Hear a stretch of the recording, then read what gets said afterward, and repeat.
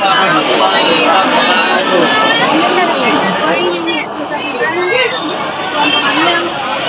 Tentang demokrasi saya Sania Uno, saya Sonia Livia. Saya Lingga Diketama. Silakan menyaksikan videonya. Assalamualaikum warahmatullahi wabarakatuh. Nama saya Gigi Danata Putra. Saya akan membacakan latar belakang demokrasi liberal dan ciri utama demokrasi liberal. Latar belakang demokrasi liberal di Indonesia berlangsung dari tahun 1950 hingga 1959, yaitu periode setelah kemerdekaan hingga keluarnya Dekret Presiden 5 Juli 1959 yang menandai dimulainya demokrasi terpimpin pada masa ini.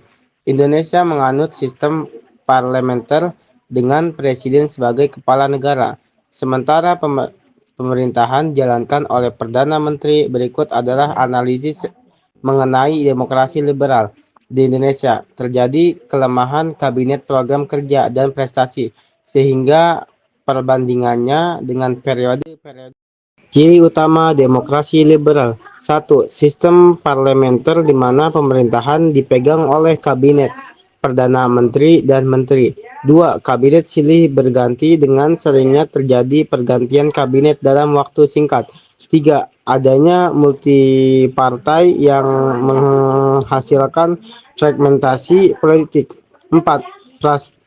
Partisipasi partai politik yang tinggi dalam parlemen dan pemerintahan.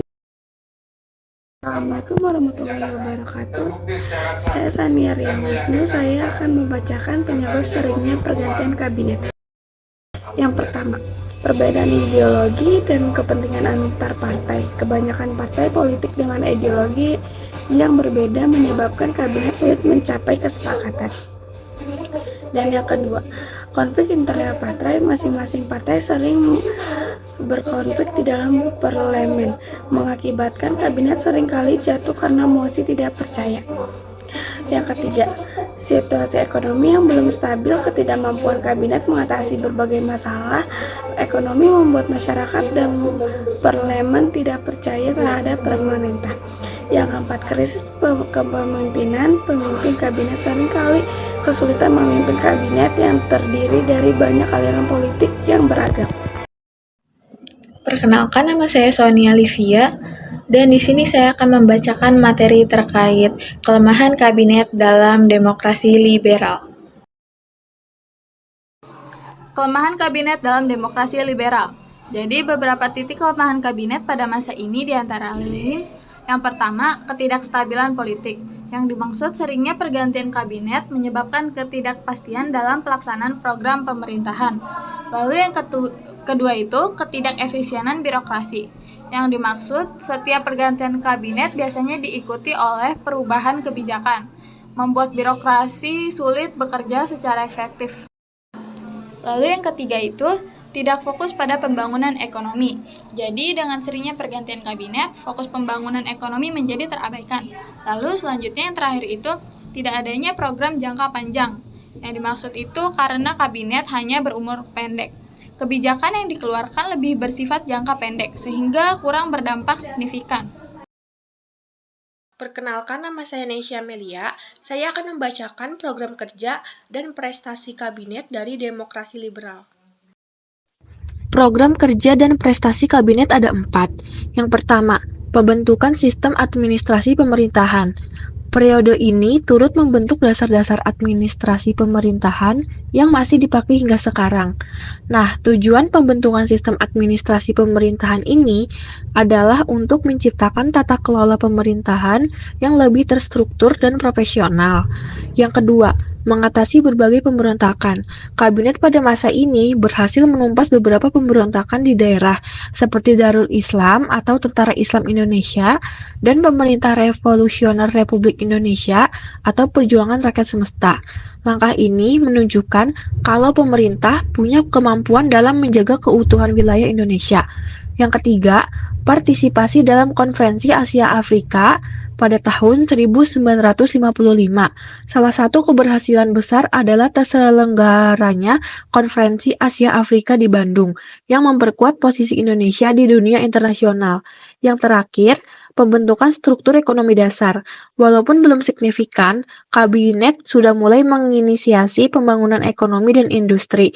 Langkah ini menjadi awal pembangunan yang lebih terencana di masa depan. Assalamualaikum warahmatullahi wabarakatuh. Perkenalkan, nama saya Lingga Aditya. Saya akan membacakan perbandingan kondisi kabinet pada masa demokrasi, Orde Baru, dan masa reformasi, dan membacakan kesimpulan dari materi demokrasi liberal. Terima kasih. Perbandingan dengan periode setelahnya. Nomor 1, masa demokrasi terpimpin 1959 sampai tahun 1966. Sistem pemerintahan demokrasi terpimpin beralih ke sistem presidensial di mana Presiden Soekarno memiliki kekuasaan yang lebih dominan dan parlemen menjadi kurang berfungsi. Stabilitas politik. Meskipun ada stabilitas politik di bawah kekuasaan presiden, kebebasan politik terbatas dan ada sentralisasi kekuasaan. Program kerja lebih berfokus pada politik luar negeri, misalnya konfrontasi Malaysia dan pembangunan infrastruktur, tetapi mengalami tantangan ekonomi berat. Yang kedua itu ada masa Orde Baru 1966 sampai tahun 1998. Sistem pemerintahan Orde Baru dipimpin Presiden Soeharto dengan pendekatan sentralistik, kontrol politik ketat, dan terbatasnya peran partai politik. Stabilitas politik dan ekonomi. Berhasil menciptakan stabilitas politik dan pertumbuhan ekonomi yang signifikan, tetapi dengan membatasi kebebasan politik. Prestasi dan program. Fokus pada pembangunan ekonomi dengan program seperti Revelita dan swasembada pangan. Namun korupsi semakin merajalela dan memburuknya HAM. Yang ketiga itu ada masa reformasi pada tahun 1998 dan sampai tahun sekarang. Sistem pemerintahan kembali ke sistem demokrasi dengan presiden sebagai kepala pemerintahan dan multipartai yang aktif dalam politik. Stabilitas politik. Demokrasi lebih stabil namun terkadang terganggu oleh konflik politik antar partai. Program dan prestasi.